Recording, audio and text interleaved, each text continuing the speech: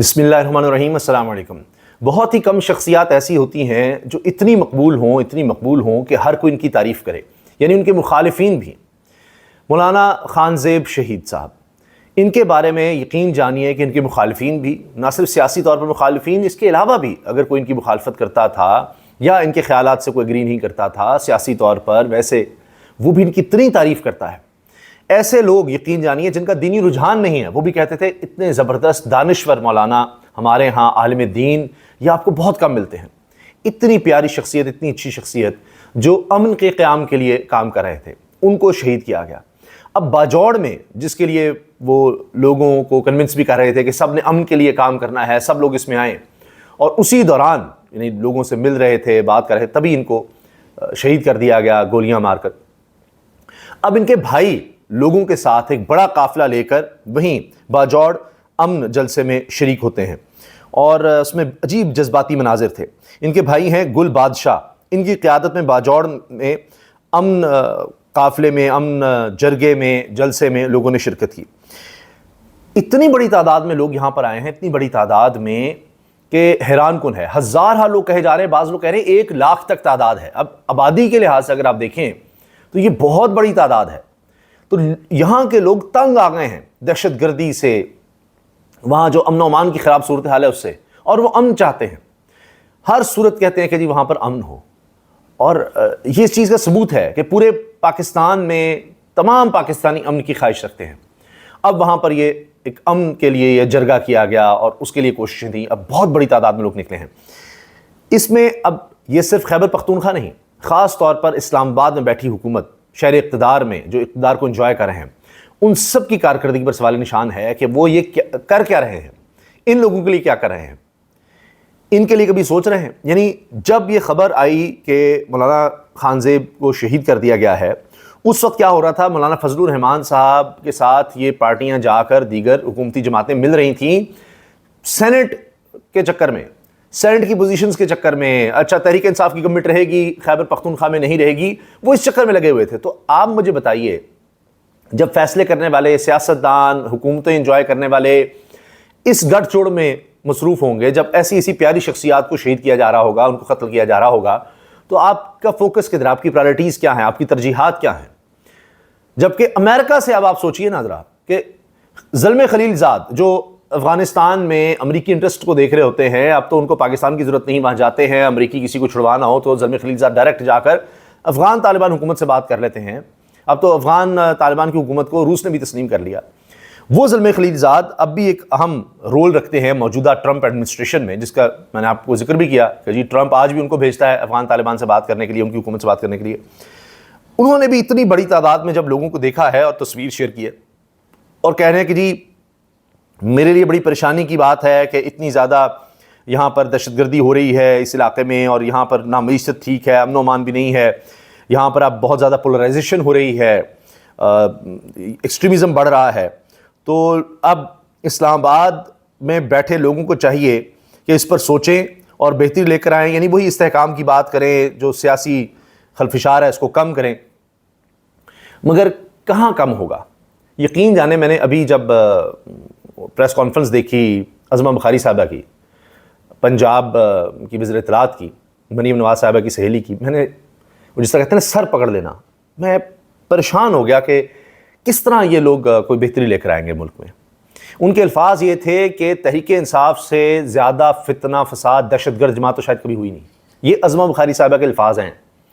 جب آپ تحریک انصاف کو، جس کو کروڑوں ووٹ ملے ہیں، جو پارلیمنٹ کے اندر ہے، اس کو آپ کہیں گے سب سے بڑی دہشت گرد جماعت ہے، یعنی نہ رو نہ مودی، یہ تو پہلے مریم صاحب بھی کہہ چکی نا کہ یہ انہوں نے زیادہ نقصان پہنچایا ہے، اس نے ہمارے بچے شہید کر دیے، سب کر دیا، نہ کوئی بی ایل اے، نہ ٹی ٹی پی، جتنی پاکستان میں دہشت گرد جماعتیں ہیں نا، وہ نہیں، وہ کہہ رہی سب سے بڑی دہشت گرد جماعت یہ ہے۔ جب فارم 47 کی ہی صحیح، جب سب سے بڑے صوبے کی گورنمنٹ کا آفیشیل سٹانس، ان کی وزیر اطلاعات جو گورنمنٹ کی سپوکس پرسن ہیں، وہ یہ بات کر رہی ہیں، تو آپ سوچیے نا کیا فوکس ہوگا۔ اور انہی کی حکومت وفاق میں بنائی گئی ہے۔ مطلب یہ ہے اس کا کہ ساری حکومت سمجھتی ہے کہ نہیں، یہ باقی سب، چاہے وہ خیبر پختونخوا، باجوڑ، یہ افغانستان کے ساتھ سرحدی علاقے ہیں پاکستان کے، یا بلوچستان ہے، وہاں جو بھی دہشت گردی ہو رہی ہے، جس طرح بھی ہو رہا ہے، لوگ ابھی سوال کہ جی مریم صاحبہ نے کوئی مذمتی بیان اس طرح کا دیا ہے کہ معصوم پنجابیوں کا قتل ہوا ہے پھر سے بلوچستان میں، تو اس کے بارے میں کچھ کیا ہے؟ تو لوگ سوال کر رہے ہیں، اور اس دوران کہہ رہے ہیں نہیں بھائی، پہلے جب پاکستان پر حملہ کیا مودی نے کہا نہیں تحریک انصاف بڑی دہشت گرد ہے، اس سے زیادہ نقصان پہنچایا مودی سے، جس نے میزائل حملوں میں 40 عورتیں بچے مرد شہید کر دیے معصوم، اور یہ تو ڈائریکٹلی کیا نا اٹیک۔ اس کے علاوہ آپ دیکھیے ہمارے 11 ہمارے فوجی جوان وہ شہید کیے۔ اب انڈائریکٹلی آپ دیکھیں یہ ہمارا تو آفیشیل سٹانس ہے کہ فتنۃ الہندوستان اور یہ دہشت گردوں کی پشت پناہی بھارت کر رہا ہے، لیکن نہیں جی، سب سے بڑی دہشت گرد جماعت کون ہے؟ تحریک انصاف۔ یہ آفیشیل سٹانس، مطلب یہ کہ ساری مشینری کو آپ نے، جب اوپر جو بیٹھے ہوئے ہیں جنہوں آرڈرز دینے ہیں، پولیس ہو، قانون نافذ کرنے ادارے ہوں، جو کچھ بھی ہے، ایڈمنسٹریشن، پروسیکیوشن، عدالتی نظام، ساری ریاست کے ٹولز جتنے ادارے ہیں وہ سب اسی کام پر لگائیں گے۔ الیکشن کمیشن کا بھی کام اب یہ ہے کہ وہ اس کو دہشت گردی کے طور پر ٹریٹ کرے تحریک انصاف کو، جس کے کروڑوں ووٹرز، تو آپ کیا کر رہے ہیں؟ اب کہاں سے آپ استحکام لے کر آئیں گے؟ کہاں آپ بنیادی انسانی حقوق رکھیں گے کہ یہ دہشت گرد ہیں یہ لوگ؟ تو بلکہ سب سے برے دہشت گرد ہیں، ان کے ساتھ اتنا برا سلوک نہ کرو جو لوگوں کا قتل عام کر رہے ہیں، ان کو اس سے زیادہ سختی سے ڈیل کرو۔ یہ ہے اس وقت حالت، تو پھر یہی صورتحال ہوگی جو آج ملک کی ہے، ہمارے سامنے ہے۔ علی مین گنڈا پور کہتے ہیں 90 دن کی ڈیڈ لائن میں نے خود کو اور پارٹی کو دی ہے کہ اس کے اندر جو ہو سکتا ہے وہ کریں، اس کے بعد کوئی فائدہ نہیں۔ 5 اگست تک عمران خان کے حکم کے مطابق تحریک کو پیک پر لے کر جائیں گے، اللہ ہمیں کامیاب کرے۔ علی مین گنڈا پور۔ اب علی مین گنڈا پور پر بہت تنقید ہو رہی ہے کہ انہوں نے جناب 90 دن کی ڈیڈ لائن کیوں دی، 5 اگست کی جب بات تھی، دیگر ہے جی کمپرومائزڈ ہیں، تو کیا عمران خان کو اس کا اندازہ نہیں ہے؟ ان کو رپورٹس تو پہنچتی ہوں گی، ایک بات۔ دوسرا یہ کہ اگر علی مین گنڈا پور اتنا ہی فارغ ہے، میں نہیں کہہ رہا کہ جی بڑی اعلیٰ ان کی پرفارمنس ہوگی عمران خان کے لیے یا خیبر پختونخوا کے لیے، جو بھی عمران خان رہائی کے لیے، مگر کچھ تو ہے کہ عظمہ بخاری صاحبہ نے ٹارگٹ کیا علی مین گنڈا پور کو، اور یہ جو اکٹھ ہوا ہے لاہور میں، راولپنڈی میں تحریک انصاف کے ممبران اسمبلی کا، کچھ تو ہوا ہے جس کی وجہ سے اب عظمہ بخاری صاحبہ نے آگ گولنا شروع کر دیا ہے، اتنی وہ غصے میں، اور اس طرح کے الفاظ کہ جی ان سے بڑا دہشت گرد کوئی نہیں ہے، یہ کلاشنکوف لے کر آئیں گے تو چھوڑیں گے نہیں، یہ کر دیں گے وہ کر دیں گے۔ اس کے علاوہ جی علی مین گنڈا پور نے کہا ہے سندھ اور بلوچستان جائیں گے، اب تحریک کو پھیلا رہے ہیں۔ خود علی مین گنڈا پور بطور وزیر اعلیٰ خیبر پختونخوا وہ کہہ رہے ہیں جی میں سندھ بھی جاؤں گا، بلوچستان بھی جاؤں گا، پنجاب تو آ گئے، آؤ میرے صوبے میں سب پارٹیاں مل کر جلسے کرو، مجھے لاہور میں جلسے کی NOC دے دو، اگر تم میں ہمت ہے تو۔ خود کو جمہوری کہنے والی مریم نواز میری درخواست کو مانے، مینار پاکستان پر آپ کی کام پہ ٹانگ جاتی ہیں، مجھے کہیں پر بھی جلسے کی اجازت دے دو۔ علی مین گنڈا پور کہیں جلسے کی اجازت نہیں ہے، نہیں جی، وہ تو کہہ رہی ہیں آپ تو دہشت گرد جماعت ہے، سب سے بڑی دہشت گردی آپ کرتے ہیں، وہ کہاں آپ کو جلسے کی اجازت دیں گی؟ دوسری کوئی آ کے دہشت گرد کچھ بھی کر دیں، وہ اتنے بڑے نہیں ہیں دہشت گرد جتنے آپ ہیں، تو وہ آپ کو کہاں اجازت دیں گے؟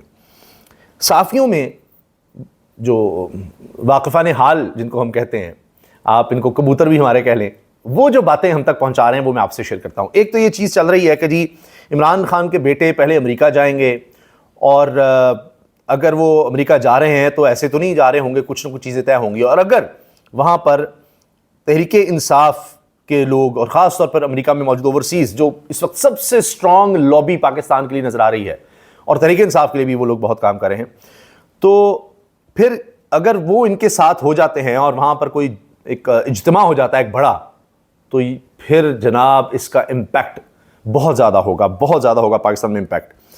اس کے ساتھ ساتھ یہ بات اب میڈیا میں دوسری جماعتوں کے لوگ بھی کر رہے ہیں۔ سائرہ بانو صاحبہ نے کہا ہے کہ بغض کی بھی کوئی حد ہوتی ہے، پہلے روز کہا جاتا تھا کہ عمران خان کے بیٹے ان کی رہائی کے لیے پاکستان کیوں نہیں آتے، دوسروں کے بچے کیوں آگے کیے ہوئے ہیں، اب وہ واپس آ رہے ہیں تو کہا جا رہا ہے وہ عمران خان کی رہائی کے لیے کیوں آ رہے ہیں، ہم گرفتار کریں گے۔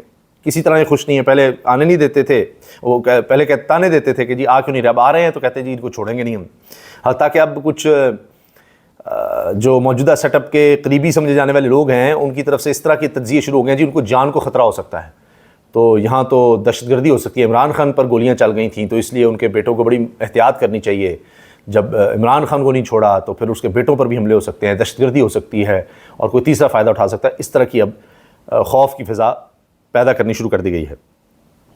اس کے ساتھ ساتھ یہ بات بھی سامنے آ رہی ہے کہ اگر قاسم اور سلیمان عمران خان صاحب کے بیٹے آتے ہیں تو ایسے نہیں آئیں گے، امریکہ ہو یا برطانیہ ان کی گورنمنٹس یا وہاں پر کسی نہ کسی حد تک وہ بات کر کے ان کے تھرو کسی گارنٹی کے ساتھ آئیں گے کہ جی ان کو یہاں پر کوئی گرفتار نہیں کیا جائے گا، اس طرح کی کوئی حرکت نہیں ہوگی، تو اس کے بعد وہ آئیں گے، ان کے انفلوئنس تو ہیں ان دونوں ممالک میں. تو دیکھنا ہوگا کہ پھر کیا ہوتا ہے. اور یہ تو بات یقینی ہے کہ عالمی میڈیا کی کوریج بھی ہوگی, لوکل میڈیا کی تو ہوگی ہی ہوگی, عالمی میڈیا کی بھی کوریج ہوگی.